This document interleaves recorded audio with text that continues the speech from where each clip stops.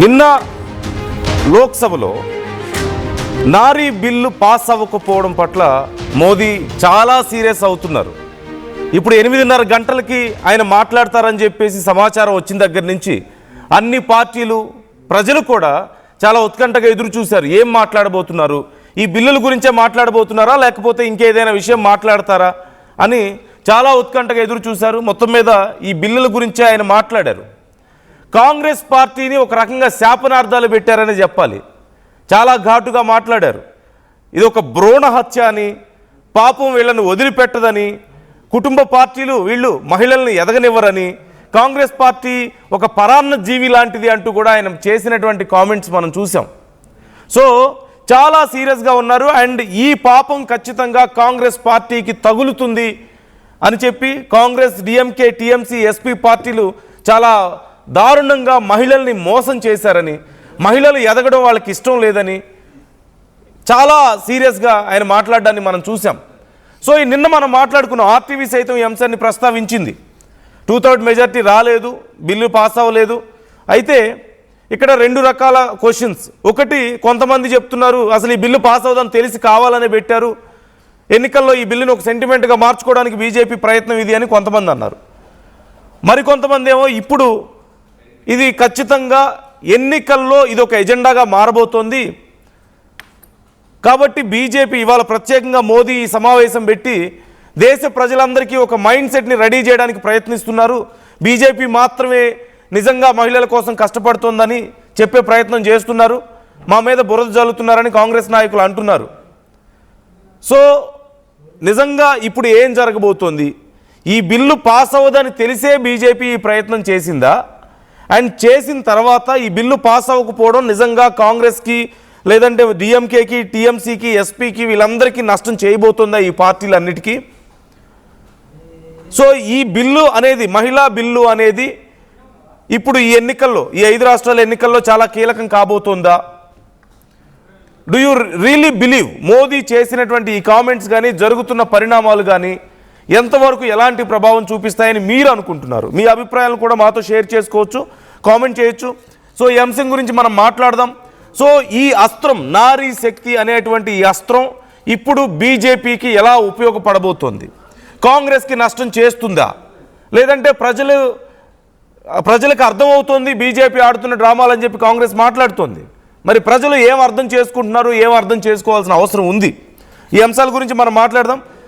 మనతో కృష్ణకాంత్ గారు స్టూడియోలో జాయిన్ అయ్యారు, బీజేపీ సీనియర్ నాయకులు. At the same time doctor Lakshminarayana Nayak గారు జాయిన్ అవుతున్నారు, కాంగ్రెస్ పార్టీ సీనియర్ నాయకులు. ఇద్దరికి ఆర్టీవీ డిబేట్కి స్వాగతం అండి. ముందుగా లక్ష్మీనారాయణ గారు, మీరే చెప్పాలి. మోదీ గారు మీకు శాపనార్థాలు పెడుతున్నారు, కాంగ్రెస్ పార్టీ ఒక భ్రూణ హత్య చేసిందని, ఒక పరాన్న జీవి లాంటిదని, ఈ పాపం కాంగ్రెస్ పార్టీని వదిలిపెట్టదు అని చెప్పి కొన్ని శాపాలు కూడా పెట్టారు మోదీ గారు. సో సార్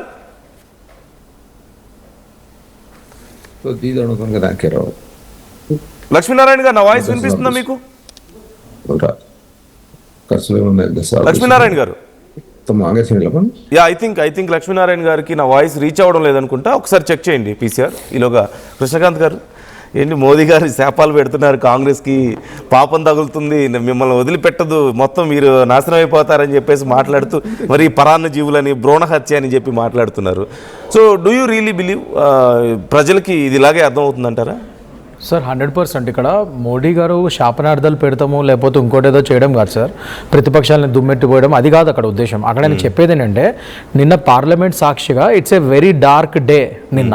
ఎందుకంటే మేము బీజేపీ వాళ్ళం ఏదైతే ఒక చాలా ప్రెస్టీజియస్గా ఒక మహిళా సాధికారిక బిల్, ఈ 33% రిజర్వేషన్ కల్పిద్దాం వాళ్ళకి, మహిళల్ని చట్టసభల్లో కూడా వాళ్ళకు ఒక సముచిత స్థానం ఇద్దాము అని చెప్పి, ముఖ్యంగా ఈ నారీ శక్తి వందన్ అధినియం అని 2026 అని ఒక పేరు పెట్టి, అంటే దీని పేరులోనే నారీ శక్తి అంటే మహిళా శక్తి అని క్లియర్గా పెట్టి మేము మా యొక్క చిత్తశుద్ధిని మేము నిన్న చూపించుకోవడం జరిగింది. దానికి అనుగుణంగా, దానికంటే ముందు మీరు మోడీ గారి యొక్క కోపం, అంటే కోపం అని అనకూడదు, అదొక ఉద్రేకం అని మనం అనొచ్చు ఇవాళ రోజు అది చూస్తే. ఎందుకంటే ఆయన కానీ అమిత్ షా గారు కానీ పార్లమెంట్ సాక్షిగా అపోజిషన్ వారిని ఇర్రెస్పెక్టివ్ ఆఫ్ పార్టీస్ మనందరం కలిసి ఈ బిల్లుని పాస్ చేయాల్సిన అవసరం ఉంది. ఎందుకంటే నారీ శక్తి, మహిళా శక్తిని మనం ముందుకు తీసుకెళ్ళాలి. మహిళల చట్టసభల్లో వాళ్ళకి సముచిత స్థానాన్ని కల్పిద్దాం. ఎందుకంటే 40 ఏళ్ల దేశ చరిత్రలో ఇప్పటివరకు 4-5 సార్లు ఈ బిల్లు వచ్చినా కూడా ఇది పాస్ కాలేకపోయింది. Whatever might be the reason, ఏ గవర్నమెంట్ ఉన్నా అది వదిలేయండి, ఇప్పుడు మాత్రం మనం మాత్రం కరెక్ట్ పని చేద్దామని చెప్పి ఆయన అడగడం జరిగింది. సోషల్ మీడియాలో ట్విట్టర్ సాక్షిగా ఆయన అన్ని పార్టీలని చాలా పొలైట్గా అడగడం జరిగింది. అంత చేసిన తర్వాత కూడా వాళ్ళు నిన్న అది ఓడించి ఆ బిల్ని రిజెక్ట్ చేయడం వల్ల ఒక ఉద్రేకపూరితమైన ఇవాళ రోజు ఆయన స్పీచ్, ఆయన మనసులో మాటని చెప్పారు అంతే. అంతేగాని దీంట్లో ఏదో శాపనార్థాలు పెడతాం అదేదో పెట్టాల్సిన సార్ శాపనార్థాలు పెట్టాల్సిన అవసరం మాకు లేదు సార్. శాపనార్థాలు పెట్టినా పెట్టకపోయినా ఆటోమేటిక్గా ఆ పార్టీలు వాళ్ళ యొక్క కాళ్ళ మీద వాళ్ళే సుత్తి పెట్టి కొట్టుకున్నాయి. సో ఇందులో మేము చెప్పేది ఏం లేదు కొత్తగా. But what I'm saying is ఇక్కడ చిత్తశుద్ధి అనేది దేశ ప్రజానికం గమనిస్తుంది. ముఖ్యంగా మహిళలు, ఏదైతే 70 నుంచి 75 కోట్ల జనాభా ఉందో ఆ మహిళలు ఇవాళ రోజు క్లియర్గా గమనిస్తున్నారు ఏ పార్టీ నిజంగా వాళ్ళ యొక్క ఉమెన్స్ రిజర్వేషన్ బిల్ కోసం పాటుపడిందని క్లియర్గా చూస్తుంది. అక్కడ ఇండియా గవర్నమెంటే ఆ పాటుపడిందని. అండ్ ఇండియా అలయన్స్ యొక్క పరదాలు ఏదైతే ఉన్నాయో ఆ మోసపు పరదాలు అవి నిన్నటితో వీడిపోయినాయి. అంతకంటే ఏం లేదు అక్కడ. యా సరే, మోదీ గారు చెప్పారు, మనం ఫర్దర్గా మాట్లాడదాం ఈ అంశాల గురించి. లక్ష్మీనారాయణ గారు అసలు ఎలా రెస్పాండ్ అవుతారో చూసి. లక్ష్మీనారాయణ గారు, నా వాయిస్ వినిపిస్తుందా మీకు ఇప్పుడు? ఇప్పుడు వినిపిస్తుందండి. యా ఒక్కసారి నేను మోదీ ఏమన్నారో ఒకసారి వినిపిస్తాను అండ్ అగైన్ నేను మీతో మాట్లాడతాను. Please check.